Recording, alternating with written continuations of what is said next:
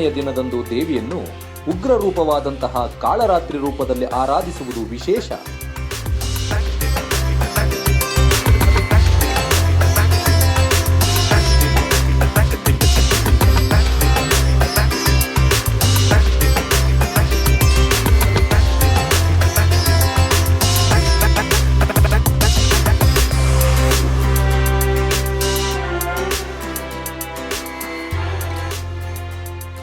ಭಯಂಕರವಾದ ರೂಪದಲ್ಲಿರುವ ಕಾಳರಾತ್ರಿ ದೇವಿಯು ಭಕ್ತರಿಗೆ ಸದಾ ಶುಭ ಫಲವನ್ನೇ ಕರುಣಿಸುತ್ತಾಳೆ. ಆದ್ದರಿಂದಲೇ ದೇವಿಯನ್ನು ಶುಭಂಕರಿ ಅಂತಲೂ ಕರೆಯುತ್ತಾರೆ.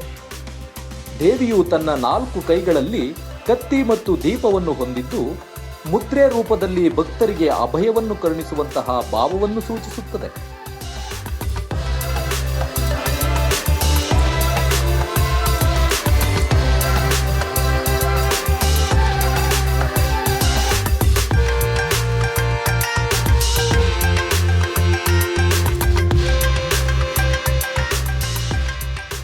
ಕರ್ನಾಟಕದ ಸುಪ್ರಸಿದ್ಧ ದೇವಾಲಯಗಳಲ್ಲಿ ಶಿರಸಿ ಮಾರಿಕಾಂಬ ದೇವಾಲಯವು ಅತ್ಯಂತ ಪ್ರಮುಖ ದೇವಾಲಯವಾಗಿದೆ.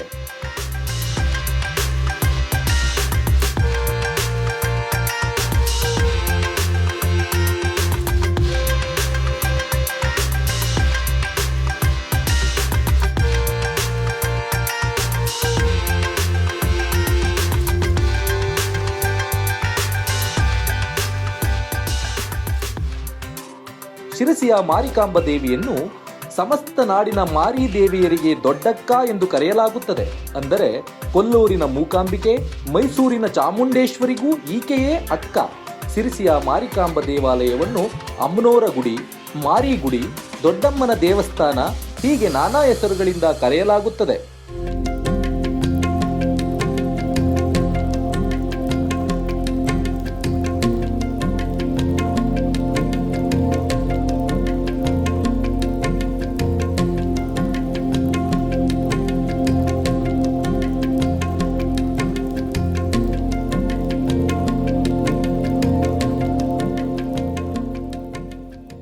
ಶ್ರೀ ಮಾರಿಕಾಂಬಾ ದೇವಿಯನ್ನು 1688ರಲ್ಲಿ ನಿರ್ಮಿಸಲಾಗಿದೆ. ಹಾನಗಲ್ನಿಂದ ಶಿರಸಿಗೆ ದೇವಿಯ ವಿಗ್ರಹ ಬಂದಿತೆಂದು ಹೇಳಲಾಗಿದೆ. ಶಿರಸಿ ಮಾರಿಕಾಂಬಾ ದೇವಿಯ ಐತಿಹ್ಯದ ಬಗ್ಗೆ ತಿಳಿಯುವುದಾದರೆ, ವನವಾಸದಲ್ಲಿದ್ದ ಧರ್ಮರಾಯ ವಿರಾಟನಗರದ ಕಡೆಗೆ ಹೊರಟಿದ್ದ. ಅವರು ಗ್ರಾಮದ ಪ್ರವೇಶ ದ್ವಾರದಲ್ಲಿ ದುರ್ಗಿಯನ್ನು ನೋಡಿದರು. ಸಮಾಜದ ರಕ್ಷಣೆ, ದಯೆ ಮತ್ತು ಕಲ್ಯಾಣಕ್ಕಾಗಿ ಅವರು ಅಲ್ಲಿ ದೇವಿಯನ್ನು ಪೂಜಿಸಿದರು ಎನ್ನಲಾಗಿದೆ. ಬಸವ ಎನ್ನುವ ಭಕ್ತನೊಬ್ಬ ಪ್ರತಿ ವರ್ಷ ಚಂದ್ರಗುತ್ತಿಯ ಜಾತ್ರೆಗೆ ಹೋಗುತ್ತಿದ್ದ. ಒಂದು ಬಾರಿ ಅವನನ್ನು ಜನರು ಪೀಡಿಸಿದರು. ಅದರಿಂದ ಬೇಸರಗೊಂಡ ಅವನು ಚಂದ್ರಗುತ್ತಿಯ ಜಾತ್ರೆಗೆ ಹೋಗದೆ ಶಿರಸಿಯಲ್ಲಿಯೇ ದೇವಿಯ ಆರಾಧನೆ ಮಾಡಿದನು. ಒಂದು ರಾತ್ರಿ ದೇವಿ ಅವನ ಕನಸಿನಲ್ಲಿ, ನಾನು ನಿಮ್ಮ ಊರಿನ ಕೆರೆಯಲ್ಲಿದ್ದೇನೆ, ನನ್ನನ್ನು ಮೇಲೆತ್ತು ಎಂದು ಹೇಳುತ್ತಾಳೆ. ನಂತರ ದೇವಿಯು ಕನಸಿನಲ್ಲಿ ಹೇಳಿದಂತೆ ಪೆಟ್ಟಿಗೆಯಲ್ಲಿ ಇರುತ್ತಾಳೆ.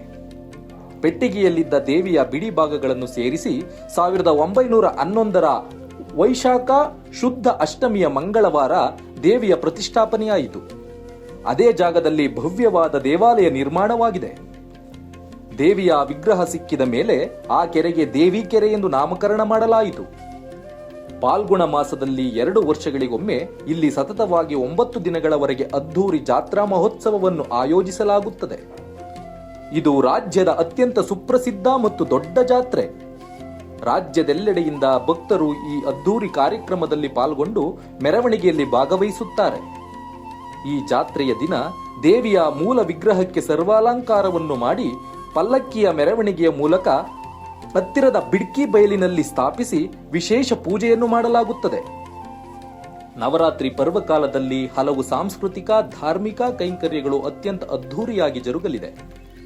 ಕ್ಷೇತ್ರದಲ್ಲಿ ವಿಶೇಷವಾಗಿ ಕುಂಕುಮಾರ್ಚನೆ, ಅಭಿಷೇಕ, ಪಂಚಾಮೃತ ಅಭಿಷೇಕ, ಮಹಾಪೂಜೆ, ಪುಷ್ಪಾಲಂಕಾರ, ಸಪ್ತಶತಿ ಪಾರಾಯಣ, ಪಲ್ಲಕ್ಕಿ ಉತ್ಸವ ಪೂಜೆಗಳು ನಿರಂತರವಾಗಿ ನಡೆಯಲಿವೆ.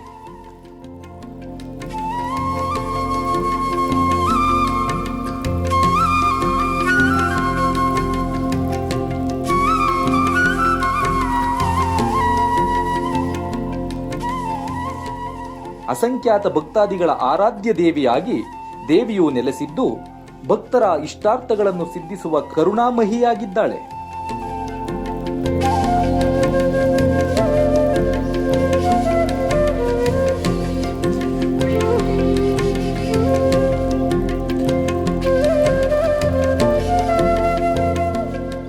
ನವರಾತ್ರಿ ಪರ್ವಕಾಲದಲ್ಲಿ ದೇವಿಯ ದರ್ಶನದೊಂದಿಗೆ ಆಕೆಯ ಕೃಪೆ ಸದಾ ಸರ್ವರ ಮೇಲಿರಲಿ ಎಂದು ಆಶಿಸೋಣ.